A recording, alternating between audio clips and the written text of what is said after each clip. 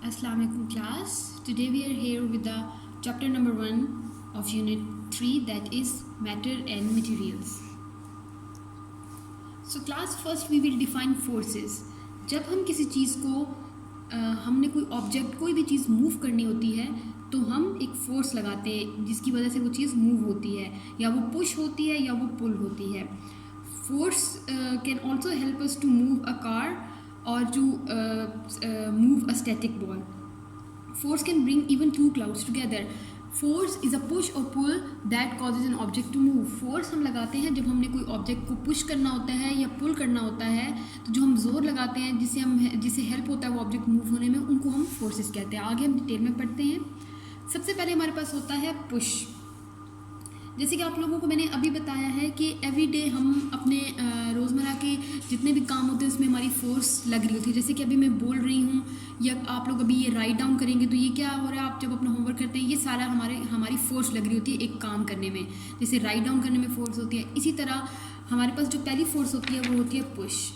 अब जब हम अप्लाई करते हैं फोर्स किसी भी ऑब्जेक्ट में किसी भी डायरेक्शन में तो वो मूव करता है. जैसे कि अब आपके सामने ये एक इमेज है, एक बच्चा ट्रॉली मूव कर रहा है. ठीक है, ये किस तरफ जा रही है, किस डायरेक्शन में है, ट्रॉली को ये फॉरवर्ड मूव कर रहा है. जब फॉरवर्ड मूव करते हैं हम तो उसको हम कहते हैं पुश फोर्सिंग या पुशिंग फोर्स.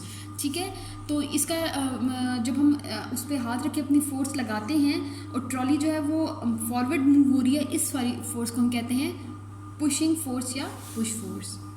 उसके बाद हमारे पास एक होती है पुल फोर्स. उसमें होता है कि जैसे कि पहली वाली में आपने देखा था कि हम अपने से फोर्स लगा रहे हैं आगे की तरफ, लेकिन पुल में हम ये होता है कि फोर्स को अपनी तरफ खींचते हैं.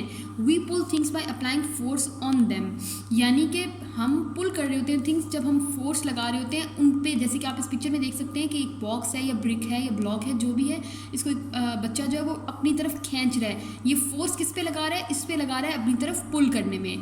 तो क्या होता है कि पुल आपने हमेशा याद रखना है इज़ अ फोर्स. ये ऐसी फोर्स है जो ब्रिंग करती है, is to bring things closer, यानी कि अपने करीब चीज़ें लाने में जो फोर्स यूज़ होती है उसको हम पुल कहते हैं, और जो अपने से दूर करने में फोर्स यूज़ होती है वो हमारे पास पुश होती है. जैसे कि आपने अपने डेली लाइफ रूटीन में देखा होगा, आप कहीं विजिट करते हो, सुपरमार्केट विजिट करते हो, कोई हॉस्पिटल विजिट करते हो, कोई भी आप बिल्डिंग या कोई भी इंस्टीट्यूट विजिट करते हो, इवन अपना स्कूल, तो आपने देखा होगा उनके डोर पे पुश या पुल के साइन लगे होते हैं. तो आपको अब ये याद रखना है, अक्सर हम कंफ्यूज जाते हैं कि हमने बाहर की तरफ खींचना है या अंदर की तरफ. तो पुल का हमेशा आपने याद रखना है क्या मतलब है. पुल का मतलब है अपनी तरफ फोर्स लगाना, यानी कि उस चीज़ को अपने क्लोज करना, और पुश का मतलब है कि उसको अपने से दूर फोर्स लगाना. ठीक हो गया. उसके बाद हमारे पास काइंड्स ऑफ फोर्सेस, जैसे कि आपको भी बताया है, we can not see the force, we can only experience the presence of force. यानी कि ये बात तो सच है कि हम फोर्स को देख नहीं सकते, हम फोर्स लगा रहे हैं. अब जैसे कि मैं डोर पुश कर रही हूँ या पुल कर रही हूँ, तो पुल या पुश कर रही हूँ, लेकिन किसी को नज़र आ रहा है कि वो किस तरीके से मैं कर रही हूँ, कितना फोर्स लगा के कर रही हूँ. नहीं, फोर्स को हम कभी भी देख नहीं सकते हैं. इट्स जस्ट अ थिंग कि हमें एक्सपीरियंस होता है कि हम ये चीज़ जोर लगा रहे हैं या हम इसमें फोर्स इनपुट कर रहे हैं. ठीक है, अब सबसे पहले हमारे पास आता है ग्रेविटी. ग्रेविटी आपको पता होगा is an important force that pools everything downward, it always move downward. Gravity आपको थोड़ा बहुत आइडिया होगा इससे, इसकी हिस्ट्री से, जो एप्पल से रिलेटेड. जैसे कि देखें ग्रेविटी का काम क्या होता है, इसका काम होता है कि ये पुल करती है. अभी जैसे कि आपको पहले बताया, पुल का क्या मतलब होता है, अपनी तरफ खींचना, क्लोज करना अपने से. ठीक है, तो ग्रेविटी जो है वो एक इम्पॉर्टेंट फोर्स है जो अपनी तरफ पुल करती है एवरीथिंग, यानी कि डाउनवर्ड करती है. ग्रेविटी का होल पर्पस क्या है, डाउनवर्ड थिंग्स को मूव करना. फ्रिक्शन. अब हमारे पास नेक्स्ट जो है वो है friction. The force of friction is observe when two surface rub together. जैसे कि आप इधर देख सकते हैं कि फोर्स फ्रिक्शन को हम क्या कहते हैं कि जब हम रब करते हैं अपने हैंड टुगेदर या मूव करते हैं कोई भी ऑब्जेक्ट सर्विस पे, तो वो फ्रिक्शन मूव कर देता है. जैसे कि मैं अपना ये हैंड लेकर ऊपर ये पेंसिल मूव करूँ तो ये हमारे पास क्या होती है, फ्रिक्शन होती है. इसी तरह आप अपने टू हैंड, जैसे कि इस पिक्चर में है, रब करके देखें तो वो जो फोर्स क्रिएट होती है उसको हम क्या बोलते हैं, फ्रिक्शन बोलते हैं. अब जो फोर्स ऑफ फ्रिक्शन होती है वो डिपेंड करती है नेचर की सरफेस पे भी. अब अगर रफ सरफेस है कोई तो फ्रिक्शन जो है वो स्मूथ नहीं होगी.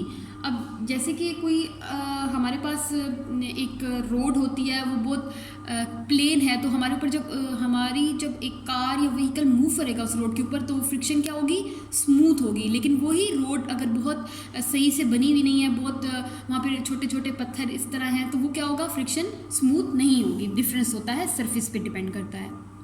उसके बाद हमारे पास आता है मैग्नेटिक फोर्स।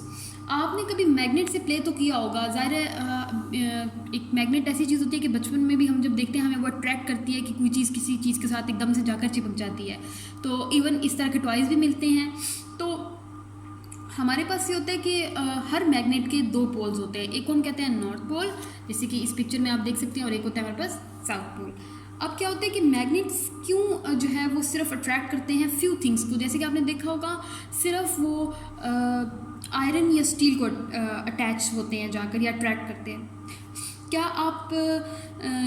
आपको पता है कि आप कौन सी फोर्स लगाते हो आयरन नेल्स, डोर कीज या पेपर क्लिप्स और ऐसे मेटेलिक ऑब्जेक्ट में, जिनके साथ ये होता है कि things which are you can say attached attracted by magnets are called magnetic materials. यानी कि सिर्फ मैग्नेट के साथ वो चीज़ें अटैच होती हैं जिनके अंदर मैग्नेटिक मटेरियल लगा होता है। जैसे कि आपको भी मैंने बताया, कीज़ हो गई या नेल्स हो गए, जो हम पेपर क्लिप्स हो गए, वो इस तरह की चीज़ें जो हैं वो अट्रैक्ट करती हैं। उसके बाद क्या होता है कि आप देख सकते हैं magnet has a special attractive force. एक मैग्नेट के पास एक स्पेशल अट्रैक्टिव फोर्स होती है, किसी को अपनी तरफ खींचना, किसी चीज़ को अपनी तरफ तवज्जो करना, ठीक है। Which only attracts metallic things.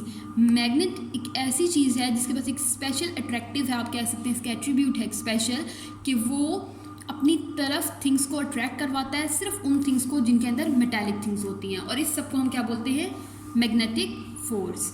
अब नेक्स्ट हमारे पास है इलेक्ट्रोस्टैटिक फोर्स। अब आप जब देखें, आप रब a balloon against a woollen shirt, आपके पास वूलन शर्ट हो और आपने बलून ब्लो किया हुआ, और अब जब आप उसको साथ रब करोगे और किसी भी स्मॉल पेपर, छोटे छोटे पेपर के टुकड़े होंगे आपने रखे होंगे, उसके साथ वो बलून आप जब रखोगे तो आप देखोगे क्या होता है। बलून जो है वो क्या पेपर को अट्रैक्ट करता है।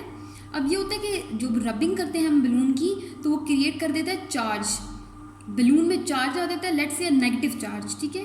Another charge is present on the piece of paper, this is positive charge. यानी कि इलेक्ट्रोस्टैटिक से हमें समझ आता है कि नेगेटिव और पॉजिटिव चार्जेस जब मिलते हैं तो एक इलेक्ट्रोस्टैटिक फोर्स बनती है।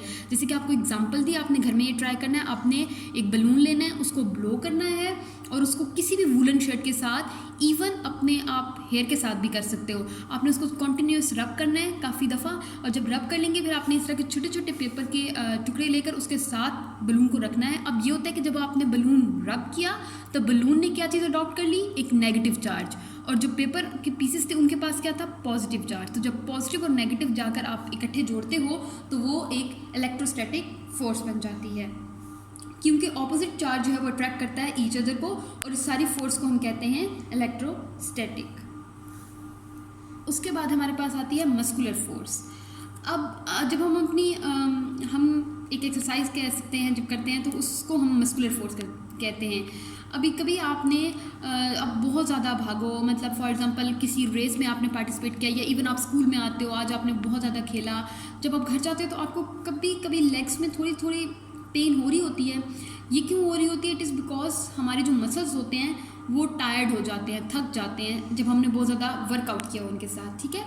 अब आप इस तरह करें, bend your arm 10 times, you need to exert force to bend part of your body, your muscles will feel a bit tired. इसी तरह आप अपनी आर्म को बेंड करें 10 टाइम्स, तो आपकी मसल्स जो हैं वो भी टायर्ड हो जाते हैं। अब when we use our body muscle for performing any task, जैसे मैंने आपको अभी बताया, ये हमारे सारे मसल्स हैं। अगर हम जिस तरह ये एक्सरसाइज हो रही है, ठीक है, जब हम अपने मसल्स को इंगेज करते हैं इस तरह के टास्क में, जैसे कि रनिंग हो गया, वॉकिंग हो गया या एक्सरसाइज होगी, तो हमारे मूवमेंट जो होती है मसल्स की उसको हम कहते हैं मस्कुलर फोर्स। Thank you.